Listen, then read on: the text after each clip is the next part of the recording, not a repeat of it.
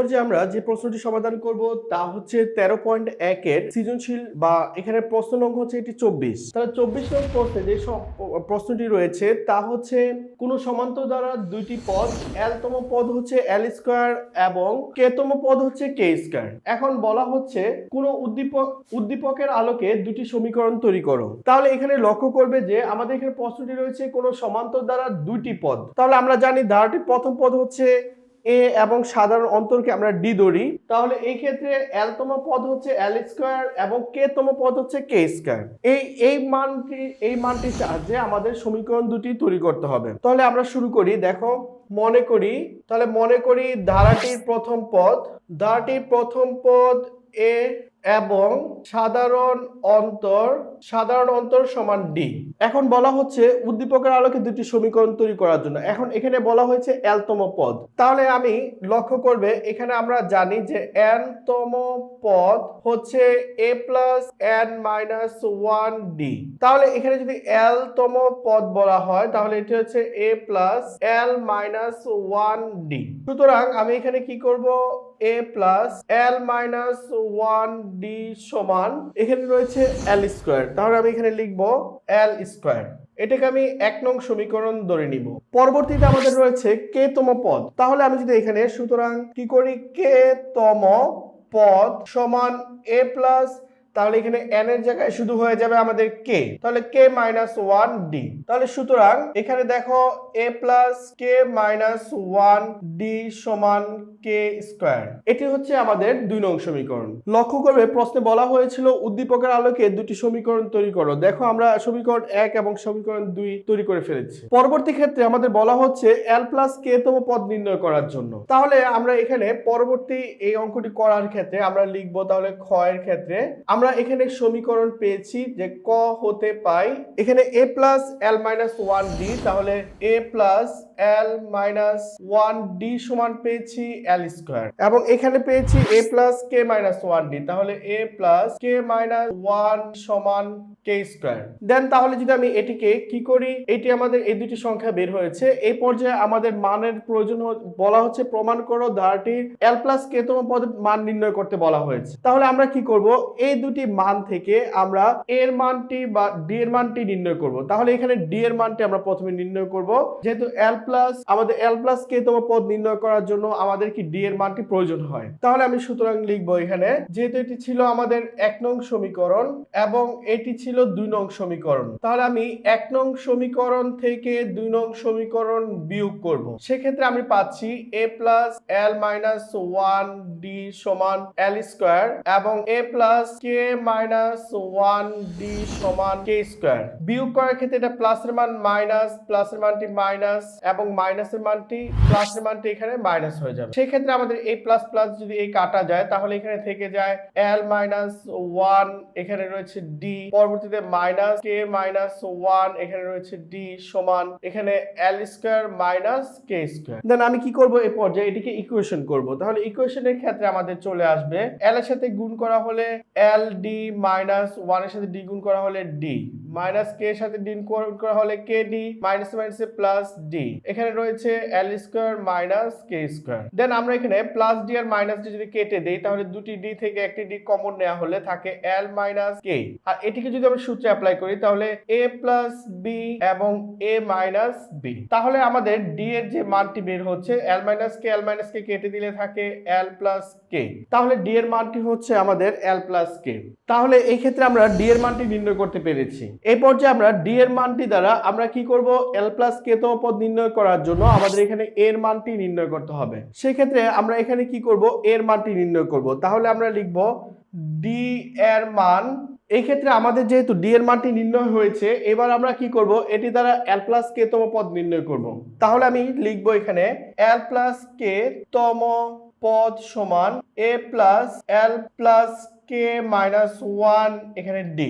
সেক্ষেত্রে আমি এর এ লিখলাম প্লাস এল কে ডি দ্বারা গুণ করা হলে হয় L D plus K D minus D. তাহলে আমি যদি কি করি এটাকে সাজাই তাহলে A plus L D minus D plus K D. তাহলে এই ক্ষেত্রে আমরা কি করব এখানে A plus L D minus D যেটি রয়েছে, তাহলে যে A plus L D minus D এর মান হচ্ছে এল স্কয়ার। আবার লক্ষ্য করো তোমরা এখানে এটি যদি আমি ভাঙাতাম তাহলে কি আসতো, এ প্লাস এল এর সাথে ডি গুণ করা হলে হতো এল ডি মাইনাস ওয়ান এর সাথে ডি গুণ করা হলে মাইনাস ডি, আর এখানে রয়েছে এল স্কয়ার। তাহলে এখানে A plus L D minus D এর মান হচ্ছে এল স্কয়ার। তাহলে আমি এখানে সরাসরি লিখে দিতে পারি এটি যে কি এল স্কয়ার প্লাস কে ডি। তাহলে আমি পরবর্তী ক্ষেত্রে আমি কি করব এখানে এল স্কয়ার প্লাস কে এর মান হচ্ছে এখানে কে আর ডি এর মান হচ্ছে এল প্লাস কে সমান এখানে রয়েছে এল স্কয়ার প্লাস এল এর সাথে কে গুণ করা হলে কে এল প্লাস কে এর সাথে কে গুণ করা হলে কে স্কয়ার। তাহলে এখানে যে মানটি চলে আসলো তা হচ্ছে এল প্লাস কে তম পদ সমান এল স্কয়ার প্লাস কে এল প্লাস কে স্কয়ার। এটি হচ্ছে তাহলে আমাদের এই ক্ষয়ের প্রশ্নের জন্য সমাধান। খ হতে পাই ডি সমান সমান এল প্লাস কে। এই ক্ষেত্রে যেহেতু আমাদের বলা হয়েছে এল প্লাস কে সংখ্যক পদের সমষ্টি নির্ণয় করার জন্য, তাই এখানে আমাদের এর মানটি নির্ণয় করতে হবে। তাহলে আমি এখানে কি করব, এর মানটি নির্ণয় করার জন্য আমি লিখব ডি এর মান 1 নং সমীকরণে বসিয়ে পাই। তাহলে 1 নং সমীকরণটি ছিল আমাদের এখানে a plus L minus one D সমান এল স্কয়ার। সেক্ষেত্রে এর একটি মান হচ্ছে, এখানে যেহেতু এর আমাদের মান নির্ণয় করতে হবে তাহলে আমি এর মানটি এভাবে রেখে দেই a plus L minus one D এর মান হচ্ছে এল প্লাস কে সমান এখানে রয়েছে এল স্কয়ার। তাহলে a প্লাস এখানে এল এর সাথে এল গুণ করা হলে এল স্কয়ার, এল এর সাথে কে গুণ করা হলে কে এল, মাইনাস ওয়ান এর সাথে এল গুণ করা হলে মাইনাস এল, মাইনাস ওয়ান এর সাথে কে গুণ করা হলে মাইনাস কে সমান এল স্কয়ার। দেন আমি পরবর্তীতে এ সমান সমান এই এল স্কয়ার এবার এই মানটিকে এই পাশে নিয়ে এসে মাইনাস করে দিই। তাহলে প্লাসের এল স্কয়ার এই পাশে চলে আসলে মাইনাস এল স্কয়ার, প্লাসের কে এল এই পাশে চলে আসলে মাইনাস কে এল, মাইনাসের এল এই পাশে চলে আসলে প্লাসের এল এবং মাইনাসের কে পাশে চলে আসলে প্লাসের কে হয়ে যায়। তাহলে সেই ক্ষেত্রে লক্ষ্য করবে যে এখানে আমরা পাচ্ছি এ সমান সমান plus L square minus L square কাটা, তাহলে এখানে থেকে যায় এল প্লাস কে মাইনাস কে এল। এটি হচ্ছে আমাদের এর মান। এই পর্যায়ে যদি আমরা এর মানটি এইবার আমরা কি করব, আমাদের যে মানটি বের করা বলা হয়েছে এল প্লাস কে সংখ্যক পদের সমষ্টি, তাহলে আমরা লিখব এল প্লাস কে সংখ্যক পদের সমষ্টি সমান সমান এখানে হচ্ছে L plus K divided two second bracket two. আমরা প্রথমে n সংখ্যক পদের সমষ্টি সূত্রটি লিখে নেই তাহলে তোমাদের বুঝতে একটু সুবিধা হবে। তাহলে আমরা n সংখ্যক পদের সমষ্টি যে সূত্রটি রয়েছে তা হচ্ছে n/2 second bracket 2a plus n minus 1d। তাহলে আমি কি করব, এই ক্ষেত্রে n এর মান হচ্ছে আমাদের l প্লাস k তম পদের সমষ্টি বের করব। তাহলে সুতরাং l প্লাস, যদি আমরা তাহলে l প্লাস k তম পদের সমষ্টি নির্ণয় করি তাহলে আমি এখানে লিখব সুতরাং l প্লাস k সংখ্যক পদের সমষ্টি সমান সমান এখানে l plus k divided two second bracket 2a plus l plus k minus 1d। তাহলে এখানে আমি সমান সমান দিয়ে লিখব l plus k divided two second bracket 2 এর মান হচ্ছে এখানে l plus k minus k l। পরবর্তীতে এখানে রয়েছে প্লাস, এখানে আমরা লিখব এখানে রয়েছে l প্লাস k, তাহলে l প্লাস k মাইনাস 1 আর ডি এর মান হচ্ছে আমাদের এখানে l প্লাস k। তাহলে এই ডি এর মান আমরা l প্লাস k এখানে ব্যবহার করলাম। সেক্ষেত্রে আমরা পরবর্তীতে যদি এইটির গুণে যাই তাহলে হচ্ছে l k divided two second bracket 2 দিয়ে l এ গুণ করা হলে 2l 2k minus 2k l plus এখানে রয়েছে l এর সাথে l গুণ করা হলে l স্কয়ার, তাহলে এখানে রয়েছে প্লাস k দিয়ে l কে গুণ করা হলে plus k l minus L দ্বারা 1 কে যদি আমরা গুণ করি তাহলে মাইনাস এল। এবার আমরা প্লাস কে দ্বারা যদি এটাকে গুণ করি তাহলে প্লাস কে এল।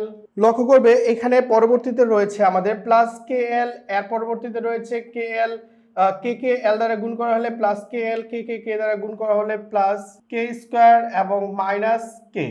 তাহলে এই ক্ষেত্রে যে মানটি রয়েছে তা যদি আমরা এখানে যোগ বিয়োগ করি তাহলে আমাদের একটি মান চলে আসবে। সেই ক্ষেত্রে আমরা লিখব l plus K divided two first bracket, এবার তোমরা উত্তরের দিকে একটু ভালো করে খেয়াল করবে, তাহলে এখানে দেখবে মানটি সহজে তোমরা প্লাস মাইনাস সাথে নিতে পারছো। তাহলে এখানে আমরা যদি দেখো, লক্ষ্য করো, এখানে রয়েছে -2kl, এখানে রয়েছে +kl, তাহলে এটি এবং এটি যদি আমরা বাদ দিয়ে দেই, সেক্ষেত্রে আমাদের এখানে লক্ষ্য করো এখানে রয়েছে +12 থেকে যদি আমরা -l বাদ দিই, তাহলে এখানে থাকবে আমাদের একটি l প্লাস, তাহলে এখানে 12 থেকে একটি l বাদ দিলে থাকে একটি l প্লাস, এখানে রয়েছে +2k থেকে যদি তুমি ক বাদ দাও, তাহলে আবার এখানে থেকে যায় +k প্লাস, এখানে রয়েছে l² প্লাস, এখানে রয়েছে k²।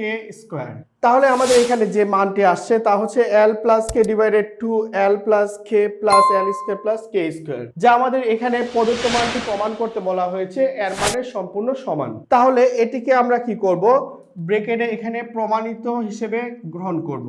এটি হচ্ছে আমাদের গ এর প্রশ্নের সমাধান। আশা করি তোমরা এই প্রশ্নটির সমাধান বুঝতে পেরেছো।